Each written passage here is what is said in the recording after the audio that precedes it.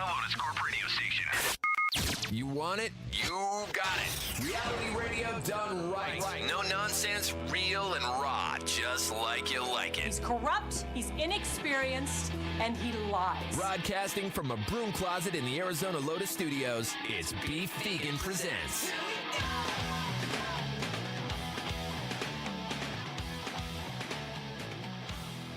Wake up. Oh.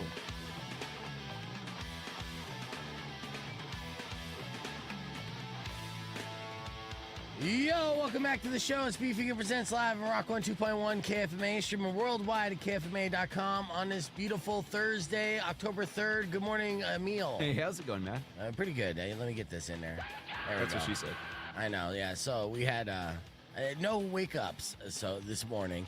So hopefully you guys are still waking up, even though I did not play the drops when I normally play those drops. How dare you, man? I know. How do I know when to wake up? Right. I'm still figuring out this board because I have to kind of reset everything. Yesterday, the studio was taken over by the band Set It Off, which was awesome. They performed to a sold-out crowd at the Rialto Theater. Heck yeah. Yeah, that's awesome. All that stuff is super fun. I did not know that they were coming in to hang out in this studio, which is essentially, without ego, we'll say it's my studio. Now, I say it's my studio only because, you literally have faces everywhere I look. Yeah. Like this studio, literally, the engineer, when it took like a good year and a half for them to actually make this a real studio, we're just a broom closet. It was such a ragtag setup, and they expected us to fail and be fired and be long done with, and then this station would have died. And that didn't happen. And they're like, well, hell, since things are working, we might as well build this station to make it look like a real radio studio. Right. So the engineer, Scott, pulls me aside and he's like, well, then tell me what you want, because essentially you're the only one using this. And this is basically your studio. Yeah. It seems like you've kind of you've come in here and you've marked your territory. Absolutely. No, all over the walls. This reminds me of my living room up at Phoenix when I was hosting my show up there. But, those were his words, not mine. And if you walk into the broom closet now, what are you going to see? You're going to see my face like a million times. Yeah, seriously. It's ridiculous. Okay, I know. I'm sorry. I'm sorry. Hey, I'm sorry. A little full of yourself. Stop, dude. It's branding. I'll explain it to you later. But the I understand what branding okay, is. whatever. It doesn't matter. I'm just having fun with you. Okay, so I apologize for my face being everywhere, but the point is, this is this is our cove. This is our place. Yeah. And the very smallest amount of consideration could have been a heads up from management saying, "Hey, we got Set It Off coming into the studio today." Yeah. Like, you want to do anything with them? I guess, hey, Mr. Content Creator, who is resurrected our social media page and is the only social media page that is doing numbers in this entire company, not just in Tucson, but everywhere in the country. Would you like to be in the same room as Set It Off? Could you do something with that? Yeah. And the short answer would have been yes, absolutely. Right. And it would have been done. We could have got some video. If they're doing a takeover, we could have filmed them doing a takeover. There's so many things to do. We were in this studio this radio studio / television studio, if you will. You got cameras everywhere. We got lights everywhere. And nobody knows how to operate those except for me. Yeah. And I didn't even get a heads up, and I'm mad. Because I'm like, dude, I get it. Yeah. I get it. Yeah, it seems kind of like, what are you doing? What are you doing? Right. What are you doing? It's yeah. a morning show. Why not get you in here to talk to these guys too? Hey. It's not like there's a long line of people in the studio that are like, no, I got this. Like Robin Nash or Razor. They weren't around, So who, was it just Mac who just turned on the mics for them? And if that's the case, you're managing a bunch of other stations. How about you just delegate and say, hey, employee, right? Employee Beef, all right? The guy that works for me, right? Come do some work for me instead of just loading up your own plate. Yeah, hey, take some of this off of my plate because I got a lot of stuff to do, and this is literally your job. This is why this is why KFMA has always brought bands into, and it's just for content. I know. Well, it's a different era, right? But I'm I have to, today, right after the show, I'm going to get in one of those tussles, those little verbal tussles to remind management, hey, stop hogging everything for the sake of nothing. We have nothing to show for Set It Off coming in. They were on the air during Razor Shift. They played a couple songs, did some intros. That's it. Nobody was in here with cameras, nothing. Dust in the wind, dude. Really? Dust in the wind. It is one and done, gone, Missed whatever. opportunity. Yeah, dude. Let's say worst case scenario, tragically, like their bus explodes. Yeah. Right? I laugh. I don't mean to laugh. Yeah, don't laugh. I mean, I wish them nothing but well-being. They'll be but all right. say worst case scenario, their bus explodes. Like, Yeah. oh no, we just lost Set It Off. Let's pay homage to them and show Right. what great people they were, what great guys they were. What do you got? We're like, oh, we got nothing. We got this audio clip of him. Yeah. And I don't even know if that even recorded. So yeah, we have a memory of them. Well, let me get on the air. I remember this one time. I saw a picture of them in the studio where I work at every single morning. Didn't say their name. Didn't see them. Yeah. Don't have any KFMA shout outs. Only had a big sold-out show at the Rialto. Shame we didn't get any video of that. Yeah, I know. Nobody's at the show shooting for that. Yeah. No video here at the station. The whole thing is just It's just a mess. Yeah. What a mess. And I know, look, I don't mean to start off the show bitching and complaining, because if you're like, who cares? Well, you got to understand what the idea of this That's job what this is. industry is. Right. Like, we care because we're reaching an audience, and you got to continue to cultivate and push out content to nurture and grow that audience, and then therefore, also attract advertisers. So it's the name of the game. This business, and business is not being done right. And that irritates me, because if they can't do business right, that means they don't make enough money to pay me, and then I'm out on the streets. Because I got nothing else I could do. I figured I dedicated my whole life to this, and you hear how bad I am at this, but I'm worse at other things. I can't imagine you doing anything else. Neither can What do I. you do, build a house or something? No, dude. I would be literally chilling on just Grant and Oracle, waving at people. Having a fake microphone talking in it. Hey, it's me Fegan on the street. My next guest. Here's Willie. Willie, did you get any money today, Willie? No, I lost my leg. Oh, you did? Okay, well, then let's go smoke some crack. All We'll right. be right back. I would listen to that show, man. Yeah, actually, Hey, that show is that's not so fire. bad, Sonny. All right, well, speaking of shows, this is a crack-free show, even though I do have Crack Cocaine by Billy Morrison and Ozzy Osbourne coming up after Sublime. But we got a good one, including tickets to give away for the Tucson Reptile and Amphibian Show, tickets for Godsmack, and tickets for Terror in the Corn, all that listener bait and more. Your opportunity to win Godsmack is going to be this morning around 7 o'clock, so just keep it right here on Rock 102.1 KFMA. Here's Sublime. All right, we're back here live, and say good morning to Mari, everybody. Get those comments coming, and welcome to the show, the podcast broadcast. We're going to have Herb Stratford, of course, joining us in a little bit. It is Thursday, as you will, and then I'm going to show you a picture real quick. Nothing too dirty. This beautiful woman right here. You know her? Ooh. No. She's a cutie. She is the lead singer of Dorothy. Oh. Yeah. I So thought there was a guy that... a guy? No, nobody cares about a guy in Dorothy. And the name's Dorothy, And she is gorgeous. And I'm people thinking about Daughtry. Daughtry. I was like, wait, I swear there is. That's funny that you say that, though, because the reason why I'm just pulling up this picture is because we're going to play new music from Dorothy. And Oh, cool. and I initially read that as Daughtry. I'm like, oh, Daughtry has a song called Mud, huh? Oh. No. Mm-mm. Dorothy does. Let's Dorothy's a see. cutie. Rock 102.1 KFMA. If you're joining us on the podcast broadcast, you're going to see a picture of a beautiful woman, an absolutely stunning woman who I will confess is on my bucket list of artists that I want to interview. And I've been a fan of this band, Dorothy, for years, and still have not been able to talk with them yet. And they just released a brand new song that I'm going to play for you right now called Mud.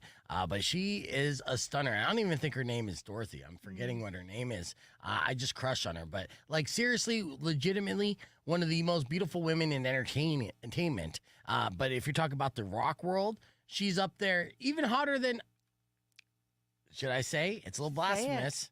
Say it. Taylor Momsen. Really? Yeah, absolutely. 100%. Yes, she is. And 100%. she is a stunner, and she is a full-blown rock star. Have you ever seen Dorothy live? You know that they're the real deal. So I'm excited to play this for you on the FM side. But you could join us here on the podcast broadcast, youtube.com/beefvegan. There we'll continue to look at super hot pictures of Dorothy. Here's Mud and Rock on 2.1 KFMA.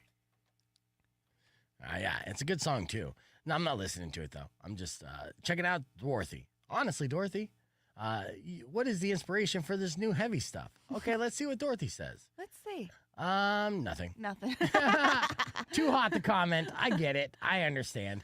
I comment, but I'm not too hot to comment. Look at her. She's like full blown. No, She got the machine. She got neck tattoos too. Mm-hmm. What is she from Tucson?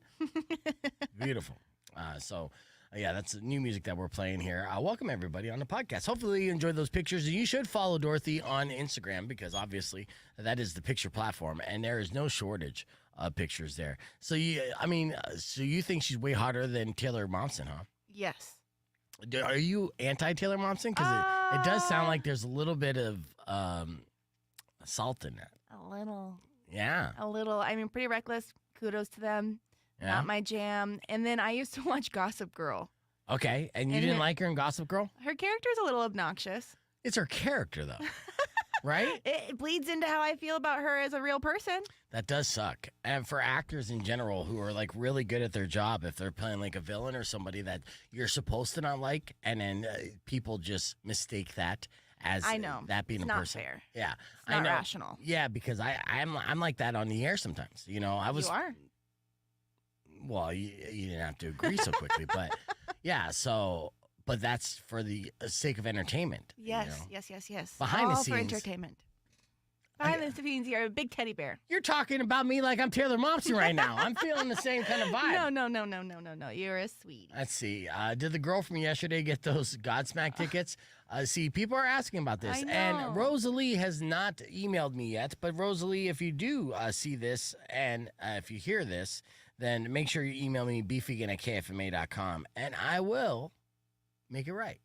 I know that it did seem cruel, but again, Melissa, like my argument is the name of the game was sore loser. It was up to the loser to decide whether the winner could keep the tickets or not. Gabriel did not have the right to say, I want to give those tickets away. In that situation, I had to give it away to the listeners. The rules. I know, and it was unfortunate. And Gabriel called today to defend himself, and he was still very understanding. And Gabriel, I'm sure you might be watching. If you are, like, I appreciate you calling in and us hashing this out. As I also called him, I said he's a self-professed prize pig, and he called in. And he's like, I never professed that, and I'm like, oh, you didn't? It's a kind of a thing I do. Is if I'll just say it's self-professed. So, like, like Rico's a self-professed asshole, and then like, hey, I never said that. Are you sure? I'm pretty sure that was You self-professed. can call him up right now. Yeah. So, yes, I do feel bad, though, in that situation, but I had to for the sake of the game. Rock on 2.1 KFMA. Do you still agree or disagree with that decision I made yesterday to hang up on both Rosalie and Gabriel? I don't know. I feel like that was such a generous thing of Gabriel. I probably would have just gone with the generosity, I'll tell given you, it to her, look, bend the rules. If we're looking at pros and cons, and again, Rosalie, you could email me anytime. I know you probably don't listen anymore. You probably took us off your dial, and I do understand that. But if you are hearing this, or someone who's friends with Rosalie could reach out to her and say, email Beef, he's going to make it right. But I will say this, if you're going to look at the good news and the bad news, or the good side and the bad side of this, the good side of it is we're still talking about it 24 hours later, and I guarantee you for listeners, good or bad, that's going to be a moment that they will remember. Oh. Yes. And in the sake of entertainment, like, what are we doing here anyways? We want to entertain, and we want to leave you with memorable moments. The concept of the game was that to kind of create that drama, and I'm still a big fan of the concept. I literally woke up from a dead sleep to write it down, right? Yes, and I was upset that Gabriel kind of messed it up by being the winner, being gifted the tickets, and then trying to give them back. And it's like, okay, this isn't who could be the better person game, right? This game is called Sore Loser, right? So with the stipulation of the game, I did what I felt like was right in the moment. And to be completely transparent, I was irritated with Gabriel at the moment. I was, because Gabriel plays all the time too. And then I was like, but he did call and he made it right. He's a sweetie. I still feel like when I'm talking and I'm trying to like defend myself to you, because I don't feel like I have you on my side when it comes to this. No, you don't. Okay. So I'm just 100% wrong in this scenario. I don't think you're 100% wrong. You are following the rules. Them the rules. Rules. I mean, you know who really appreciated what I did is our lawyers, because they're the ones that are sticklers for rules. Honestly, he probably wouldn't have been happy that I played this game, but still, lawyers would be like, yeah, that's the right way to do it. Yeah, rules are rules. I'll tell you what, there was another guy who won those tickets. He was super happy that I hung up on both people. He was. Yeah, and hanging up on both people gave them both an opportunity to call back and be caller number 10. It just didn't, the luck of the draw wasn't there. Yeah. But again, so Patrick says that he's with me, all right, and he's all for the chaos for the sake of chaos. And yes, I want you to know, and you guys should know by now, you shouldn't expect anything. Expect the unexpected. Who knows what, like, kind of maniacal things I might end up doing. Maniacal. Yeah, just based off of my emotions at the time. Yeah, that does drive the boat, huh? Yeah. But no, I do feel bad just because I feel like I lost Rosalie forever, and I probably did. But you know what? If she was a real fan, she'd come back. Yeah. Yeah. She'll be back. Yeah. And at least tell me to go screw. Exactly. Mm-hmm. Mm-hmm. Thank you. Hey, let me ask you this question. If you were to have a T-shirt with your most used phrase on it, what would your T-shirt say? Probably, oh my God. Oh my God, yeah. You probably buy one of those, right? That's a question I want to ask to you guys too, both on the stream, so you can put it in the comments or you can give us a call. If you had a T-shirt with your most used phrase, what would it say? Hell, maybe we'll even have Valdez make that T-shirt. Yeah, I know mine would probably be Babuski. I think I definitely have a logo for Babuski. I don't have it on a T-shirt. But I guess that's not my most used saying. What would my most used saying be? I don't know. I'm sure the listeners do. 600 KFMA, 605-362. We're going to keep this conversation moving on the podcast broadcast. Be back with film critic Herb Stratford right after music from Fuel on Rock 102.1 KFMA. Hit the reset, maybe, is something. I know that my consultant would say, it's hit the reset. Stop saying that. Hit the reset. It's beef vegan percents. Well, no, I mean, that's all branding. But things I say regularly every day or, almost every break. Fair enough. I say a lot. I don't know. 600 KFMA, 605-362. You guys probably know the answer. Yeah, this would be Manny's. But that's his catchphrase. I know he doesn't say that in natural conversation every day. Yo. Yeah, yo. Well, or maybe that's just Anthony jumping in. Melissa said she pulled on his heartstrings, but as his daughter... I'm a bit salty. He didn't get the tickets for me. Yeah, Sorry, that's fair, Melissa. Yeah, yeah, I know. And honestly, your dad had those tickets in the palm of his hand. All he had to do was accept the win. And since he tried to give them away, I'm like, you just disqualified yourself, man. And to be honest, with you, Melissa, and for Gabriel, if he's listening, as soon as he said at the beginning of the game, in hindsight's 2020. Oh. As soon as he said at the beginning of the game after she's told her sob story that, oh, man, I feel bad to just give him to her, I should have said, Gabriel, then I got to let you go. And I need somebody that's a little hungrier, that has more of, not empathy, but has a story that's similar, that believes they deserve those tickets too. Because, there's a lot of people out there that's like, no, I deserve these tickets, right? So I should have hung up on Gabriel in that moment. But Gabriel has been patient with me because I've let him play a lot of games, but I've also told him to not play a lot of games, right? Because he always gets in. He's one of the regulars. And it's been a while since Gabriel played, and I made the decision, since I do appreciate him, it was time for him to play another game. Now, did he get a 30-day suspension because he technically won? No. He doesn't. No. Okay. No. All right. No. You sure? Yes. Okay. I'll talk to Mucho about it. No. Well, yes, and I've done this ticket this game before. Why should I give you these tickets? And yeah, it usually opens it up for all different types of sob stories and whatnot. Let's see. No God gave me anything. Oh, you create brains with your uterus. Hell yeah. That's impressive. Yes. Yeah. Not only brains, but also balls. The things that you can make with your uterus. Oh, I make a whole organ. Yeah. Mm-hmm. What organ? Nuts. It's the placenta. Oh, you made that with your uterus. Hey, did you eat your placenta? I did. You really did? I did with my first. Not your second. No, I just took a picture of it. I can show you the picture. Please don't. But what did the placenta taste like and Well, why? no, I didn't take a whole chunk out of it. Yeah, like like a I had zombie. it encapsulated into a pill form. Okay, so that's the bougie way to do it. Super now, bougie. I don't think it really does anything, to be honest. Yeah, what is the reason why they say women or mothers should eat their placenta? Oh, like animals do it after birth, so it's natural and it has nutrients and vitamins that you need to recover after blah, blah, blah, blah, blah. But I don't think so. Having my second, it made no difference. Okay, so when you had the capsules, you didn't feel like Supermom? I absolutely did not. Did that your breast milk didn't shoot out farther? No, I think it actually hindered my breast milk. Really? I do. Yeah. Yeah, I could see that. You know you love it.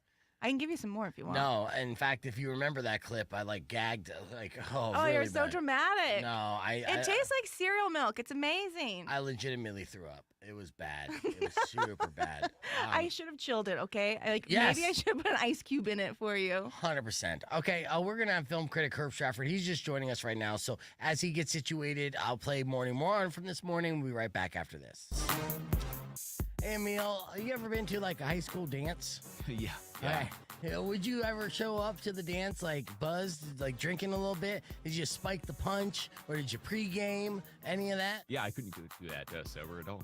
Yeah, okay. So, that's the thing. Kids will be kids, teenagers, Yeah. partying. I've been to high school dances, and for sure, definitely got a little drunk before those high school dances. Not that we recommend it, say that you should.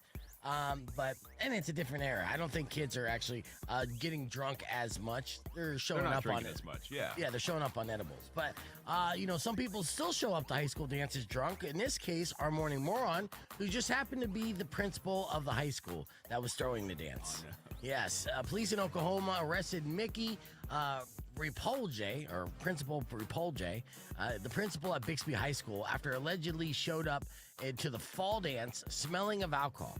On top of that, this principal got a little handsy with students on the dance floor. Oh. Yeah, way Even too worse. drunk, trying to grind and be like, this is how we used to dance in the 90s. No. Don't show them how we used to dance in the 90s. Dancing in the 90s was just dry humping standing up. I remember it. Yeah, remember it well, right? Hey, if that principal is doing any of those dance moves on the dance floor while drunk, that's super felonies. They stack up. Yeah. So, police had enough evidence to charge him with public intoxication, but they're investigating more on his behavior and are asking students to come forward if they have any video footage from the dance. Now, these are high school students in 2024. Guarantee you, they have tons of video footage. If everybody has their camera out. Yeah, so many. I'd be easier to ask who didn't have video footage of this behavior at the dance. The principal shows up drunk, starts freaking with kids on the dance floor. Yes, everybody's filming. Yeah. So this is not good news for the principal, but it's all on them. The principal had already been fired by district officials. That was immediate. And they say they're working to support the investigation and are committed to regaining the trust of the students and the community. Just imagine they had to answer to the parents. Be like, hey, I let my kids go to the dance. You're supposed to provide a safe space for them. And instead, the person who's in charge is drunk, trying to get his freak on with my little Susie. Right? Yeah, just cut out that middleman of the law and take it into your own hands at that point. Oh, see? You want to go vigilante. Totally, man. I know. Get mobs together, pitchforks. That's the father of a Find daughter that there, guy. ladies and gentlemen. We'll apologize, but that's, father of daughter talk. And I get Whatever. it. You guys agree too. Come on.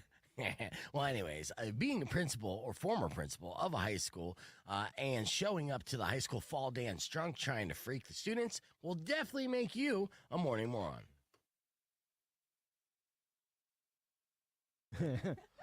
I'll tell you, when we have 4 people, you get closer to Maury. And then when there's only 3 people in studio, then you stay the hell away from Maury. that's how that works. Film critic. Keep Herb your hands Stratford. where we can see them. All right. Got it. You know, yesterday I actually went through the good reviews and the bad reviews for Joker. Okay. Yeah, and there's mixed reviews. It is. It's very mixed. I mean, it's at 48% right now. Really? So it's dropping. When I did this yesterday, it was at 60%. Yeah. So, yeah, the fact that it dropped another 12%. And I think that's really because it's a musical. Exactly. Did you see it? Oh, I did not. really? No, they did. Yeah. I could have gone to Phoenix, but I'm not going to drive 2 hours to go see a musical. I'm sorry. Yeah, I'm yeah. just not going to do it. Musical. Yeah, It well, is. because Lady Gaga is Harley Quinn. Like so. A Star is Born kind of stuff? Well, not. Yeah, but Yeah, I guess. I mean, Kind of like A Star is Born. Yeah, I mean, so it's not like a full-on Les Mis, musical, but yes, there But are Joaquin musicals. even sings. I don't know. Oh yeah, he didn't see it. I didn't see it. So, But you know, I'm guessing he does. he probably does. And honestly, the guy can do anything. So Right. I'm not. Yes. I'm not surprised if he does. Part of the good reviews that I saw was praising, obviously, Joaquin Phoenix for being such a fantastic actor. Yeah. Yeah, because he is. Mhm. And there's no taking that away. We know that. Do you think Todd Phillips kind of just lost the vision here? I mean... Well, I think, it's so interesting to me that what happened with this, there was such angst over Todd Phillips. He's the director of The Hangover. He can't do Joker. Right? Everybody freaked out about that. Then there was angst over Joaquin Phoenix. He's going to be a terrible Joker. It's an R-rated movie. There was just so much angst. And then it came out and it slayed. Yeah. I mean, it just absolutely, it was like the highest grossing R-rated movie ever until Deadpool Wolverine. It was like the highest reviewed superhero, comic book character movie. And then, and then it won Academy Awards. And everyone was just like, oh. So I'm just afraid that what happened here was they were in such a rush to get another one done because Joaquin's like, oh, I'm open to it, which he normally would be like, nope. And so He had a baby too. Yeah, so and then he's in all kind of trouble for pulling out of the Todd Solondz movie, and so it's like I don't know. It's an interesting perfect storm. Everybody was so excited when it premiered at Venice, the Venice Film Festival, and then the early reviews were just like, wait, what? What are we seeing here? So that happens with sequels a lot, though. Yeah. So, people, again, I don't understand how people get so excited about a sequel and not be, hesitant or a little pessimistic, being like, okay. You know, you're trying to return to the well. What you did was kind of lightning in a bottle, and it was a different take of a character that is beloved, one of the greatest villains of all time. A lot of people would argue the greatest villain of all time. And it was a fresh take, but then to continue to go into that well, and then to be like, I know what we'll do. We'll make it a musical. But it's like it's that franchise mentality, right? It's so much easier because budgets are so high. It doesn't make sense to take a gamble on something you don't know, and you're like, oh, well, this made this much money. Let's just make another one of those. Yeah. No. Yeah, I'm not a fan of that either. But sometimes you got to swing. I mean, that's what A24 does. At least they're investing in new projects for Absolutely. potential new franchises. Yep. You don't see any of these you don't see Max doing it. That's for sure. Well, but let me just say, I'm knee deep into the Penguin right now, and I am loving the Penguin.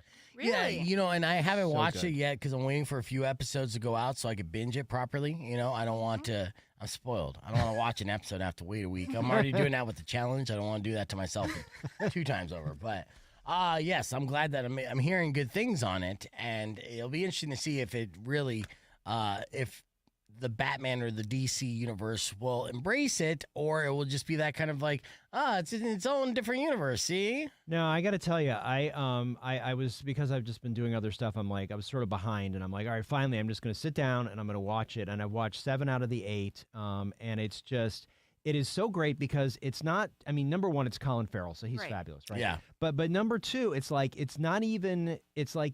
the Penguin, but there's nobody in capes. There's nobody flying elaborate jets around or driving crazy cars around. This is basically the Godfather in the DC universe. It's a very heavy mob thing with Clancy Brown as one of the mob guys, and it's just and it's the Penguin character trying to find his place in this mob world and trying to seize control. So it's really a mob series. It's not even a comic book series. It's really good. Yeah, a lot of Sopranos. Yeah, well, that's the common comparison that people are saying. That Penguin is Sopranos. Sopranos, and since it is home on HBO or Max, if you want to call it that, if you're lame, then that's the easy comparison, and people are excited about that because obviously we just had that Sopranos documentary. Yeah. Rock 102.1 KF, man. Welcome back to Beef Vegan Presents. In studio, we got a very special guest. He is also not only the founder of the Tucson Film Festival, he is a world-renowned film critic, Mr. Herb Stratford. Good morning, Herb. Good morning. Thank you. You know, if I lie to the audience big enough, eventually they'll believe it. But you are the founder of the Tucson Film Festival. So it's Film Fest Tucson. We gotta Film get the Fest name. Tucson. Yeah, you got to get the brand right. Yeah. Damn it. I mean, I had it right here. Yeah, you do. You have the program right in I front got of you. Film Yes. Fest Tucson, yes, which is happening next week from October 10th to the 12th. Yes. And there's going to be tons of places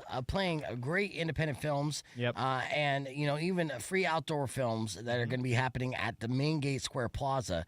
And to get information and tickets so you can check out all these films, you just got to visit the website, which is at filmfesttucson.org. See, I thought you were going to be ready for that. Sorry, I was like, ugh.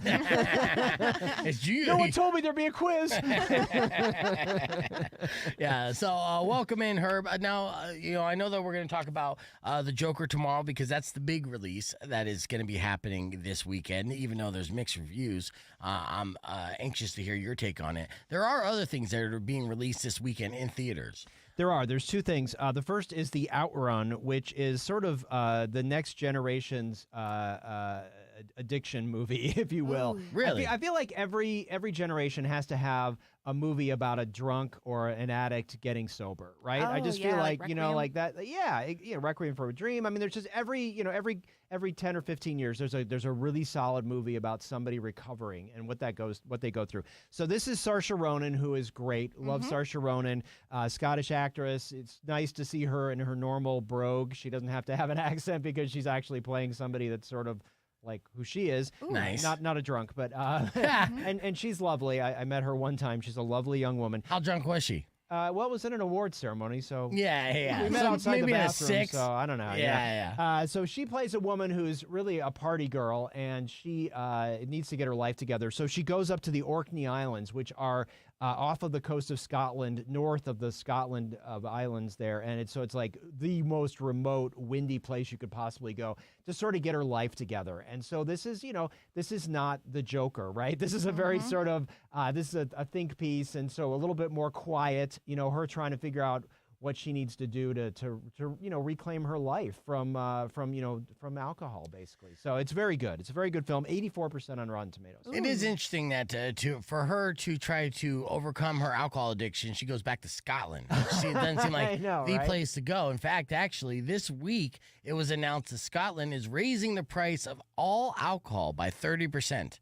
The minimum price is being raised by 30% of all alcohol in Scotland. So ahead of this movie, right? Wow. So yeah, there's an issue. Yeah. Scotland has. It won't slow them down from drinking it, but the people selling scotch going to make tons of money. Well, so it's probably second only to Russia and their vodka problem, right? Do they have a vodka problem? Oh yeah. Are they run out of vodka? No, I just mean that they have a lot of drink. They love the vodka. They I was love just their like, vodka. is there a shortage? So No. They're fueling this war. No. And that's the only thing that's going to stop the war is when the Russians run out of vodka. Probably. Yeah. All right, so The Outrun is one movie that if you are a serious film fan, then this is one of those films that you're going to want to see in theaters. That's not blockbuster-ish. And is it award-worthy?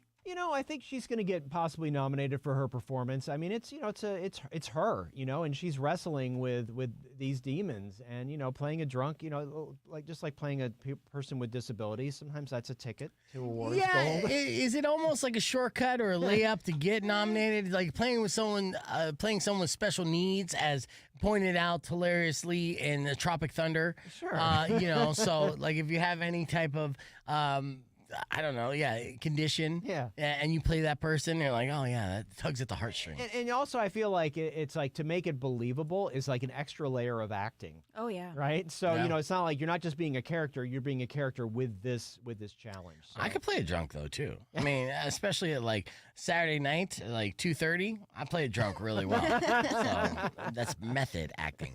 All right, well, there's an A24 film that's coming out to theaters called A Different Man. What's the deal about A Different Man? So Sebastian Stan, who of course everybody knows as Bucky Barnes, and I heard You that, love Mari. that guy. I You love that. him. Yeah, Mari loves him, but you love him too. Do you really? You love Sebastian Stan that I much, think he's wonderful. Yeah. What do you? Why is he so wonderful? I don't know. I just think I like his face.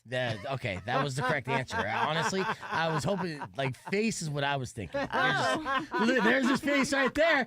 Yes, excellent answer. Sebastian Stan's face. She walked right into it. Yes, I is had no idea. melting in this. my God. Describe what's going on with Sebastian Stan in this Okay. movie and in this clip. All right, so Sebastian Stan in this movie. Sebastian Stan plays a guy that has a facial deformity, which you're seeing in the clip, and he ends up getting this operation to make himself look like Sebastian Stan, right? Oh. So all of a sudden he's a handsome dude. So he's wrestling with the fact that he used to be sort of grotesque, and then all of a sudden there's a role that comes up because he's an actor. There's a role that comes up that he would have been perfect for had he left his face alone. Oh my God. So now he's jealous of this other guy, played by Adam Pearson, who is disfigured, right? And he's like, oh, I wish I was still disfigured. So it's all about body image. It's all Wow. about, like, the way people see you, the way people treat you when you're beautiful.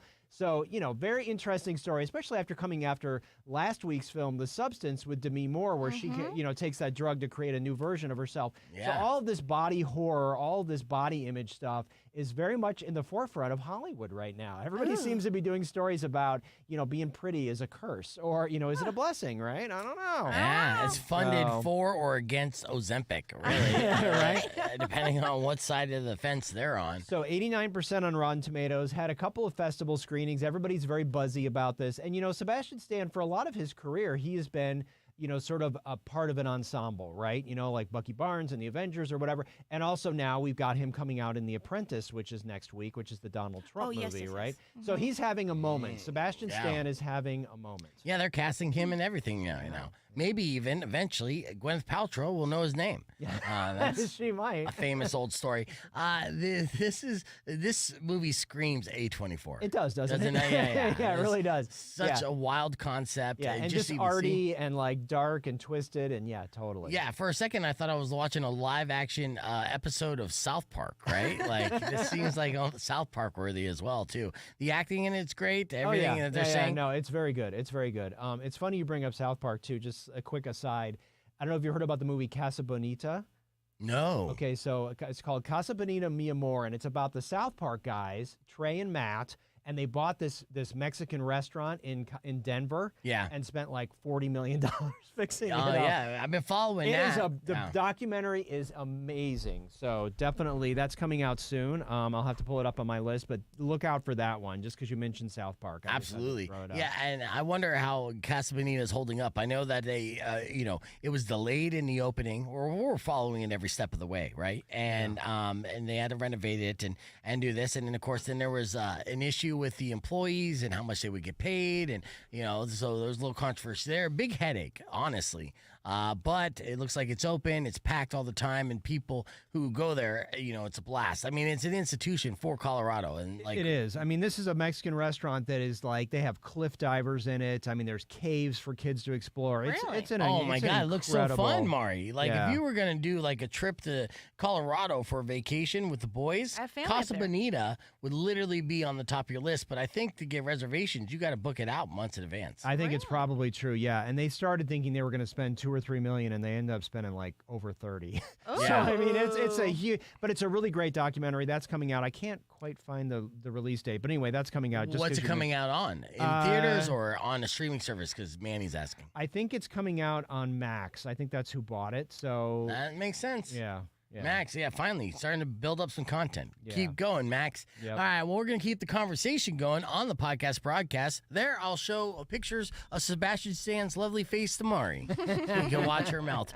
I'll be back with more after music from the Chili Peppers on Rock 102.1 KFMA. The timing on that was amazing. I just love his face. Oh, this face? I know. I had no idea. Yeah, sorry. But he's I still mean, good. what's the mask? That it's like that, huh? Yeah. the That's Mask, an yeah. actual condition. Well, the mask was a different condition. Rocky Right. Dennis was a different condition. This one, But it looks very similar. Does it kind of like emulate that? Like he. I don't know if it looks similar, dude. That thing looks like fucking putty, like melted putty all over. The Rocky Dennis face was, more kind of like Elephant Man. Yeah. So was that like all tumors and stuff? I mean, we talked to a man on the podcast who has these tumors, non-benign tumors, grow all over his body and his face, and he the reason why he popped up on my radar is he sometimes goes viral because he wears Oakleys and he'll rest it up on the tumor that's right in the middle of his forehead. Yes, that guy. Yeah, it looks like an extra nose. Yeah, that was great. Now, I interviewed him. I thought it'd be good content, but it wasn't. It wasn't a good interview. But it's but that's somewhat of a condition, and then of course, it's not necessarily 100% similar, but like the Sebastian Stan condition in this movie is an extreme of. Do you know what the term of that is? What it's called? No. Paramount Plus. I was wrong. Paramount Plus. Paramount Plus that makes sense too because of South Park's deal. Well, no, actually, South Park has a deal with both Max and Paramount Plus. And look at that. Actually, yesterday, October 2nd. It came out on Paramount Plus. Yep. Sorry. Get on top of your shit, Herb Stratford. Hey, well, at least we brought it up today. That's true. So Paramount Plus, yeah, and I know you had Paramount Plus at one point. I still do. Oh, yeah. Well, check it out. I pay entirely too much to it for it, but I can't cancel it because they give me for annuals, so I'm committed for the next 10 months. Well, it's there, so that's good. So look it up. You know what? I'll watch it today. To be honest with you, I am fascinated about that, and just the restaurant part of it, but the folklore, and of course, Casa Bonita. It's great that Trey Parker and Matt Stone bought it because they paid homage to it in South Park for many years. Yep. Because they grew up in Colorado, they knew the significance of it as a kid growing up and going there.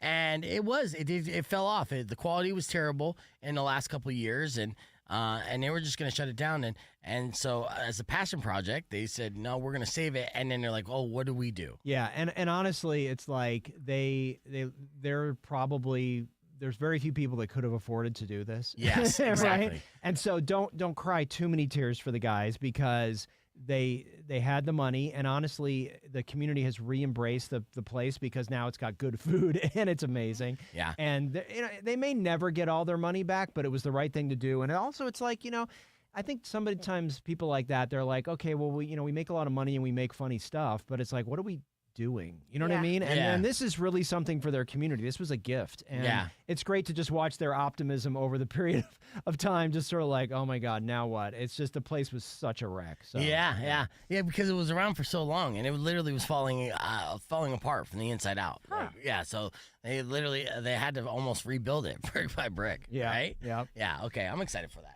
All right, well, let's record this. Rock 1 2.1 KFMA. Welcome back to Beef Vegan Presents. It's Friday morning, so that means we got a very special guest in studio, film critic Herb Stratford, and we have to talk all things Joker. Now, earlier in the week, we talked about the good reviews, the bad reviews. It seems like the bad reviews keep on stacking up, Herb.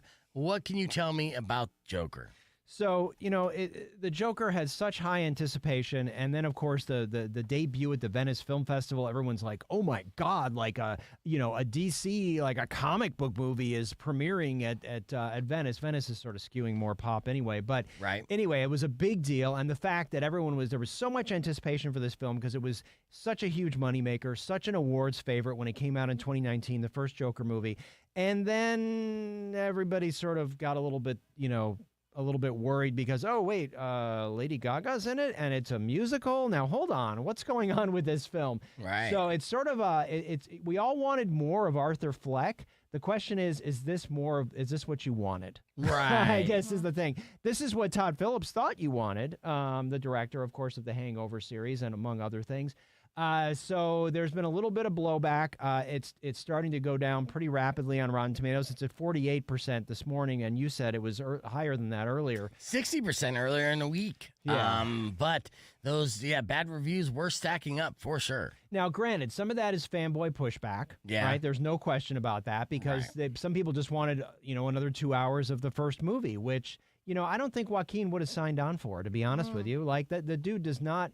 He doesn't take these decisions lightly, and so for him to do this, I think he felt like he was swinging for the fences, and I don't know. In the long term, we'll see how this plays out, but initially, it's been pretty mixed, as you mentioned, and I think it's, I don't know if we're still in that fatigue environment, of superhero things. But when you have a serious actor like Joaquin, it just totally changes the game. So I mean, I did not get to see it because I would have had to drive to Phoenix, but I'm excited about it. Okay, so you think? I mean, you like musicals a little bit, so you Very, think you very might? few. Yeah. Very, Well, very it's few. a dark, gritty, rated R musical. You can see dancing, someone singing in the trailer. Lady Gaga does look phenomenal, and not a bad Harley Quinn, No, but certainly not. not a stereotypical cartoonish Harley Quinn. And this story takes place after, Arthur Fleck was arrested, but seemed to be, celebrated in his chaos. And so, Yeah, well, everybody loves a little chaos, and of course, she plays a psychiatrist at Arkham Asylum, which of course is a very central part of actually the Penguin series on Max. Yes. is Arkham. So it's interesting. I asked my son last night. I said, "Were you watching the Gotham TV series?" And he's like, "Yeah, I watched a little bit of it. It didn't move me." And I'm like, "That's what I thought. I didn't think Gotham ever really kicked on." And they kept sort of teasing, "Oh, we're introducing this villain or that villain." But Right. it didn't seem like it found a place like the Marvel superhero series of Daredevil and Jessica Jones did. right. So maybe DC's finding a place with the Penguin and Todd Phillips Joker stuff that they can find their own ecosystem. Yeah, I think the moral of this, takeaway is if you're going to see Joker 2, don't go in there with high expectations as a continuation of the movie that you loved the first time. Exactly. Go in expecting something completely different, and then maybe, just maybe, you'll walk out of there feeling somewhat surprised and entertained. Here's a random takeaway question. You think Joaquin Phoenix would be as good of an actor if it wasn't for his brother passing away and dealing with that trauma? Oh. It's hard to say. I mean, I think it probably drove him to approach Hollywood in a different way because of his brother dying. But I don't know. He was the younger brother, right, of River. So I don't know if anybody really knew.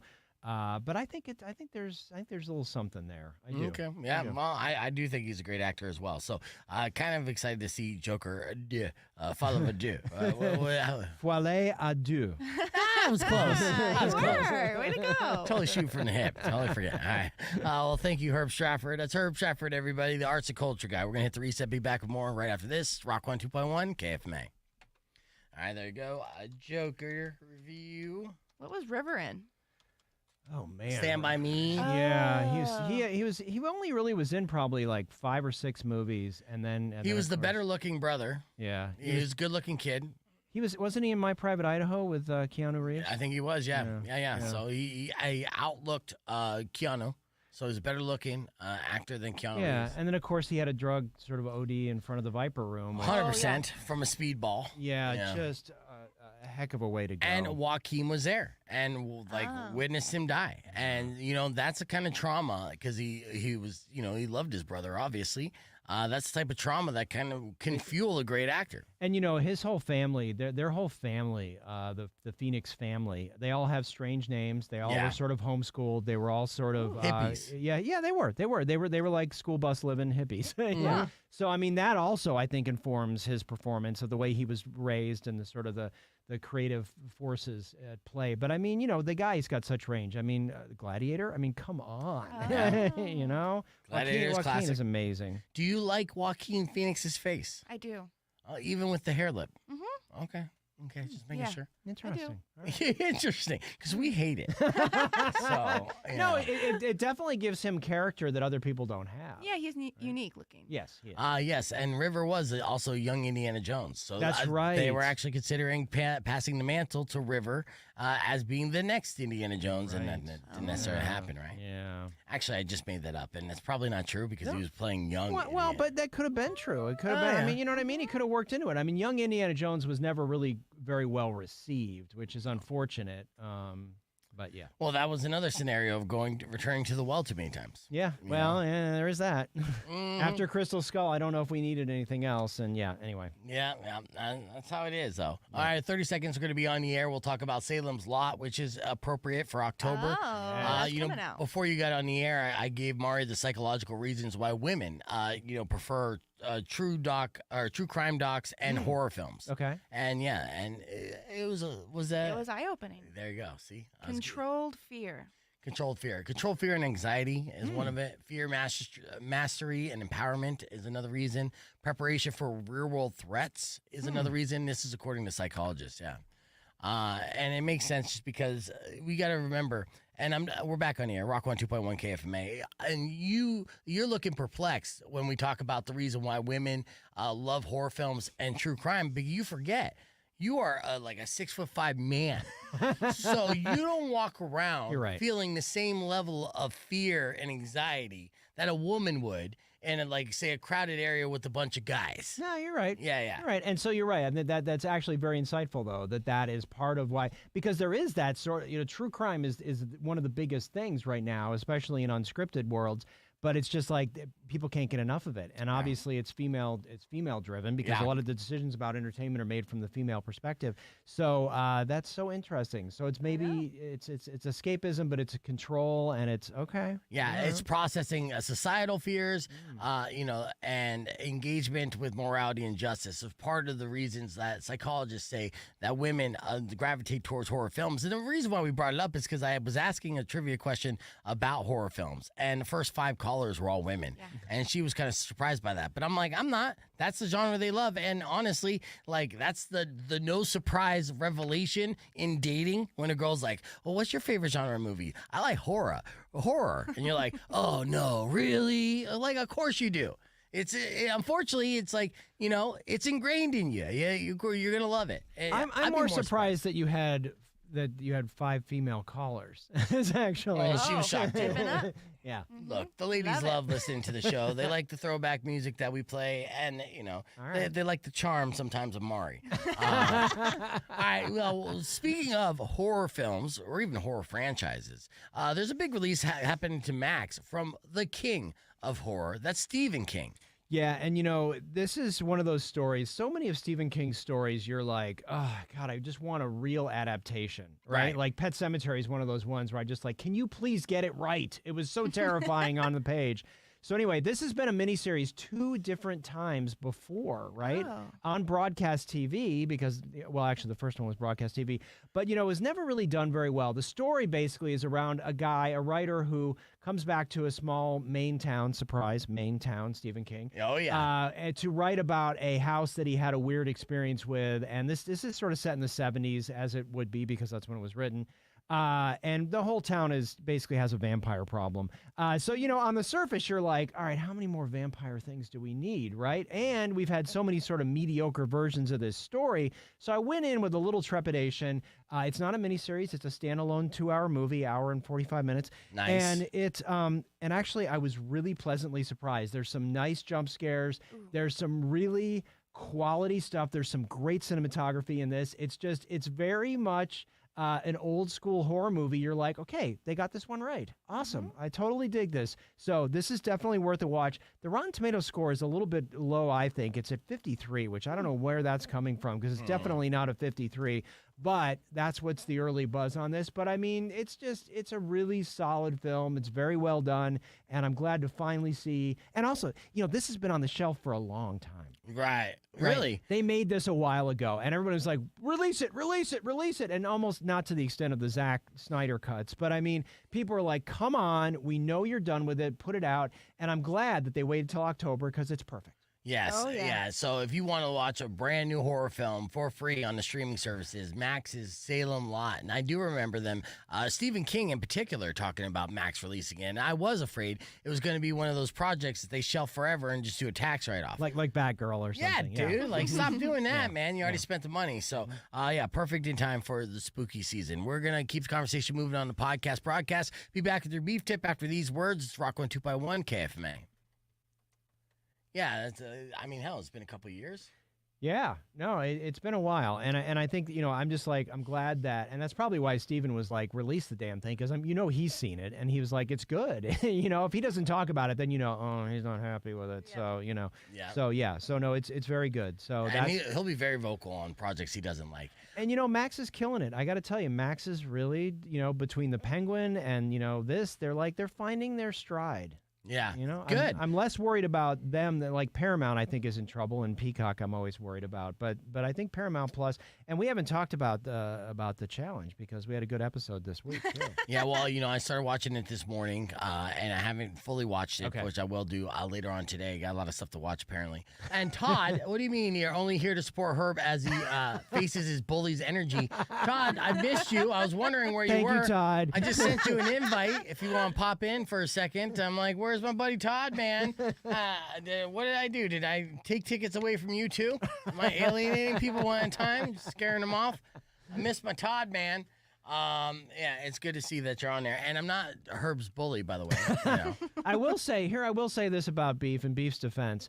When Beef used to be across the hall on the other show, he would be meaner to me. Oh, so when he invited me over, I was like, okay, well, I hope he's going to be nice, and he's getting nicer. He's mellowing as he ages, I think. Well, the shtick eventually wears thin, but the reason why I was extra mean in that scenario is because there was too much niceness and fakeness, you know what I mean? So I had dynamic. It was about dynamic, and I really think of big picture when it comes to the audio experience of radio. Okay. Right? So we're building character and all that. It was part of branding Herb more than just like a boring like movie reviewer, right? Well, because it would be set up like that. Like say there's scenarios I've seen host. I won't mention names, right? Okay. Just go, come in. All right, talk about things, Herb. And then he's forced to like jam pack all his like information in a couple minutes. Like, thanks, that's it. Boom, done. And it's like it's a boring fucking segment, man. So add some color to it. And part of the color was and is inspired by Schmonty was to kind of like vilify him in a way, right? For my age, for everything. Yeah. For my reviews of certain films, like Kevin Smith films, and and they brought Kevin Smith in a studio and made me say what I thought about one of his movies. And he didn't do it. He pussed out. I did. Maybe that's why Kevin hasn't responded yet.